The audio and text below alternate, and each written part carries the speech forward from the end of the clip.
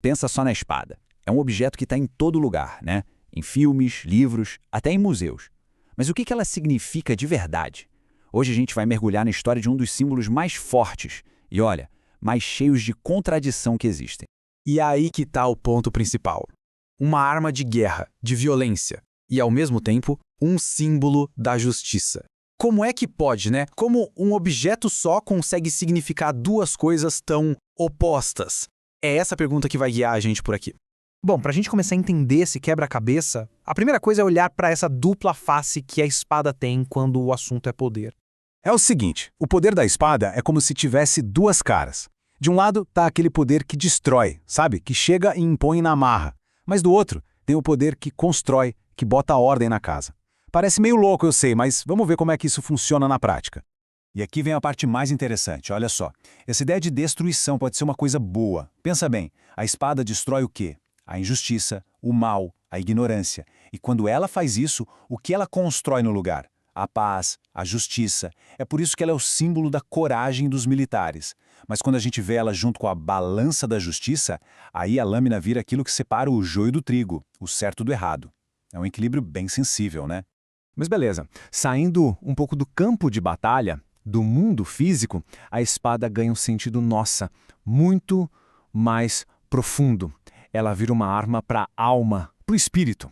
E essa citação aqui é chave para entender isso. A tal da Guerra Santa que a espada representa aqui não tem nada a ver com conquistar terra ou poder. É uma briga interna. A espada que Cristo fala em trazer é a do discernimento, sabe? De separar o que importa do que não importa. É uma luta que acontece dentro da gente.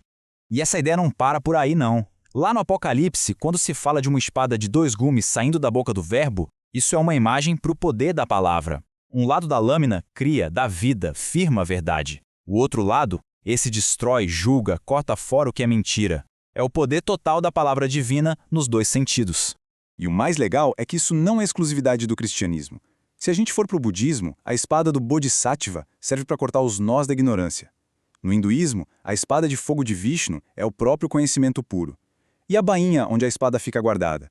Ela simboliza a escuridão, a ignorância, e é de lá que a lâmina da sabedoria tem que sair. É um símbolo que está no mundo todo. Impressionante.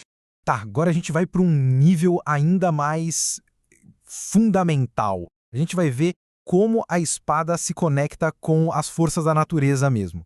Primeiro, o fogo. A lâmina nasce no fogo, certo? E ela acaba virando um símbolo do próprio fogo. É só lembrar da imagem dos anjos guardando o paraíso com espadas flamejantes. É aquele poder que ao mesmo tempo purifica e destrói.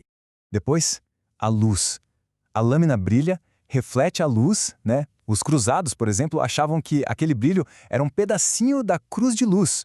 Ou seja, a espada não era só uma arma, era literalmente um facho de luz no meio da escuridão. E essa coisa da luz já puxa direto para o relâmpago. É rápido, é decisivo, é poderoso, exatamente como uma espada. Não é à toa que a espada sagrada do Japão, diz a lenda, veio de um relâmpago. É a força pura, aquela que vem do céu sem pedir licença. E por último, uma surpresa: a água. Ué, água? Como assim? Então, o processo de temperar a lâmina, de dar força para ela, é exatamente a união do fogo com a água. Tem até lenda chinesa que fala de espadas que, quando jogadas num rio, viravam dragões. É a ideia de que, juntando dois opostos, a gente cria uma coisa ainda mais poderosa. Bom, com tudo isso em mente, que tal a gente pegar um exemplo que é a cara de tudo isso? Um ícone que resume essa história toda, a katana japonesa.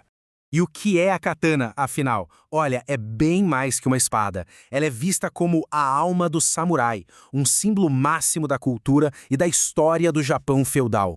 O design dela é único. Aquela lâmina curvada, sabe? O fio de corte de um lado só, o protetor da mão, que pode ser redondo ou quadrado, e o cabo comprido para segurar com as duas mãos. Cada detalhe ali foi projetado para ter o máximo de eficiência e precisão.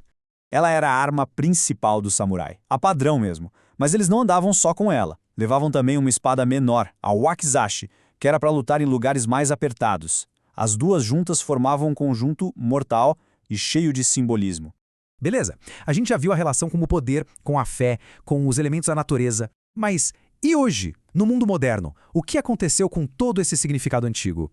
Pois é, essa é a grande questão. A gente não anda mais com espada na cintura por aí. Então, para onde foi todo esse simbolismo? A resposta é bem interessante e talvez até surpreenda. Basicamente, toda aquela bagagem de justiça, poder, precisão, proteção, tudo isso foi, digamos, compactado. Hoje, a espada virou um símbolo moderno de segurança e poder. E quem percebeu isso muito bem foram as marcas que querem passar uma imagem de confiança.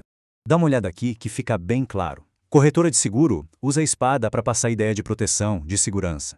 Escritório de advocacia, justiça, autoridade. Empresa de consultoria e finanças, aí o símbolo é de precisão, de cortar o que é complicado e ir direto ao ponto. É a mesma simbologia de séculos atrás, só que com uma roupa nova. E o ponto-chave é exatamente esse. Uma arma que nem usamos mais virou uma baita ferramenta de marketing. Ela consegue comunicar, de forma quase instantânea, ideias como proteção, força e confiança. E isso, para uma grande empresa hoje, vale ouro.